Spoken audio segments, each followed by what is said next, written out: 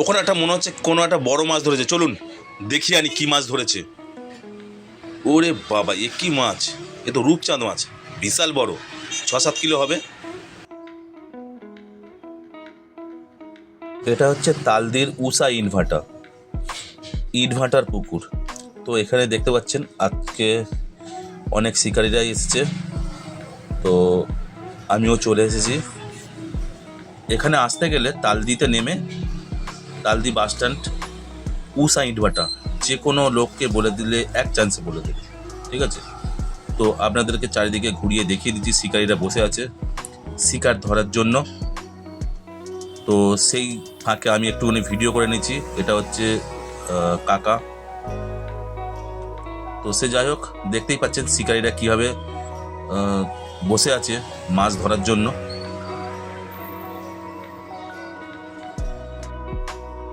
এখানে শুধু আমার একমাত্র উদ্দেশ্য আপনাদের জন্যই, এই শিকারীদের জন্যই এই ভিডিওটা করা।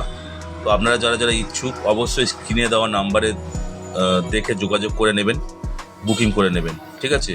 এখানে অনেক সিট আছে, তো সেইগুলো আমি দেখিয়ে দিয়েছি আগে।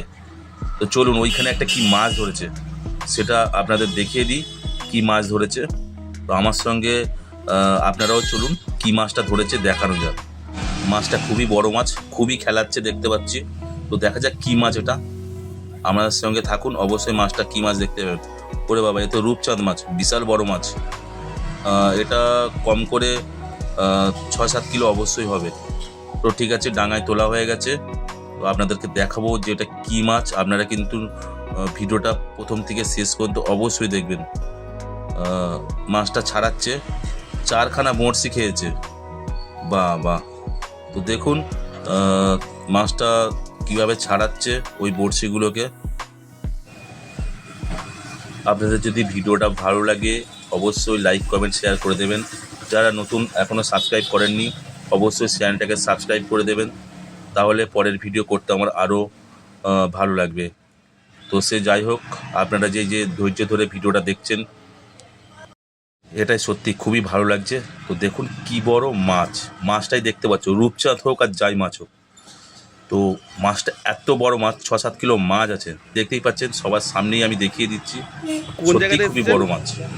ক্যানিং এখানেই? ও আচ্ছা, তো মাছটা ধরে কেমন লাগছে? ভালো লাগছে তো? আচ্ছা।